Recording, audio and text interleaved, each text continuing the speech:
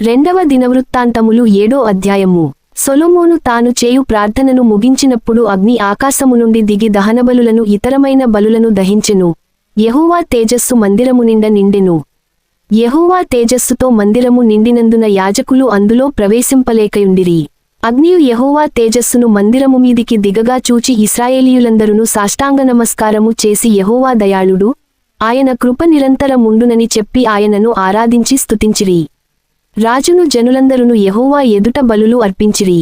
రాజైన సొలొమోను 22,000 పశువులను 1,20,000 గొర్రెలను బలులుగా అర్పించెను. యాజకులు తమ తమ సేవాధర్మములలో నిలుచుచుండగను, లేవీయులు యెహోవా కృప నిరంతరము నిలుచుచున్నదని వారిచేత ఆయనను స్తుతించుటకై రాజైన దావీదు కల్పించిన యెహోవా గీతములను పాడుచు వాద్యములను వాయించుచు నిలుచుచుండగను, యాజకులు వారికి ఎదురుగా నిలిచి బూరలు ఊదుచుండగను, ఇశ్రాయేలీయులందరును నిలిచియుండగను. రాజును జనులందరును కూడి దేవుని మందిరమును ప్రతిష్ఠ చేసిరి. మరియు తాను చేయించిన ఎత్తడి బలిపీఠము దహన బలులకును నైవేద్యములకును క్రొవ్వుకును చాలనందున యెహోవా మందిరము ముంగిటనున్న నడిమి ఆవరణమును సొలొమోను ప్రతిష్ఠించి, అక్కడ దహనబలులను సమాధాన బలిపశువుల క్రొవ్వును అర్పించెను. ఆ సమయమందు సొలొమోనును, అతనితో కూడా హమాతునకు పోవు మార్గము మొదలుకొని ఐగుప్తు నదివరకున్న దేశములో నుండి బహు గొప్ప సమూహముగా కూడివచ్చిన ఇశ్రాయేలీయులందరును 7 దినములు పండుగ ఆచరించి 8వ నాడు పండుగ ముగించిరి. 7 దినములు బలిపీఠమును ప్రతిష్ఠ చేయుచు 7 దినములు పండుగ ఆచరించిరి. 7వ నెల 23వ దినమందు దావీదునకును సొలొమోనునకును తన జనులైన ఇశ్రాయేలీయులకును యెహోవా చేసిన మేలుల విషయమై సంతోషించుచును మనోత్సాహము నొందుచును, ఎవరి గుడారములకు వారు వెళ్ళునట్లు అతడు జనులకు సెలవిచ్చి వారిని పంపివేసెను. ఆ ప్రకారము సొలొమోను యెహోవా మందిరమును రాజనగరును కట్టించి, యెహోవా మందిరమందును తన నగరునందును చేయుటకు తాను ఆలోచించినదంతయు ఏ లోపము లేకుండా నెరవేర్చి పని ముగించెను. అప్పుడు యెహోవా రాత్రియందు సొలొమోనునకు ప్రత్యక్షమై ఈలాగు సెలవిచ్చెను, నేను నీ విన్నపము నంగీకరించి ఈ స్థలమును నాకు బలులు అర్పించు మందిరముగా కోరుకొంటిని.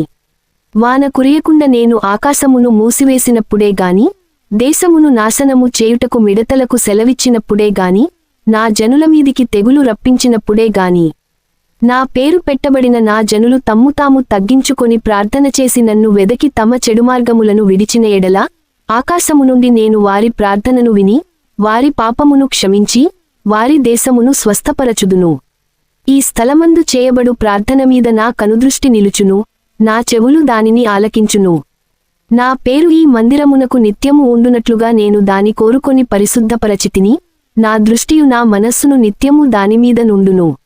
నీ తండ్రియైన దావీదు నడచినట్లుగా నీవును నా కనుకూల వర్తనుడవై నడచి, నేను నీకాజ్ఞాపించిన దానియంతటి ప్రకారము చేసి, నా కట్టడలను నా న్యాయ విధులను అనుసరించిన ఎడల, ఇశ్రాయేలీయులను ఏలుటకు స్వసంతతివాడు ఒకడు నీకుండకపోడని నేను నీ తండ్రియైన దావీదుతో చేసియున్న నిబంధనను బట్టి నేను నీ రాజ్యసింహాసనమును స్థిరపరచుదును.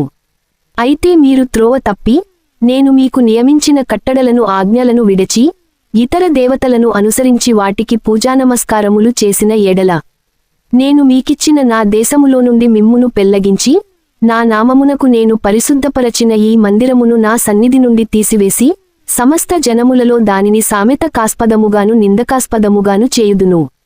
అప్పుడు ప్రఖ్యాతి నొందిన ఈ మందిరమార్గమున పోవు ప్రయాణస్థులందరును విస్మయమొంది, యెహోవా ఈ దేశమునకును ఈ మందిరమునకును ఎందుకు ఈ ప్రకారముగా చేసెనని అడుగగా, జనులు ఈ దేశస్థులు తమ పితరులను ఐగుప్తు దేశము నుండి రప్పించిన తమ దేవుడైన యెహోవాను విసర్జించి ఇతర దేవతలను అనుసరించి వాటికి పూజానమస్కారములు చేసినందున యెహోవా ఈ కీడంతయు వారి మీదికి రప్పించెనని ప్రత్యుత్తరమిచ్చెదరు.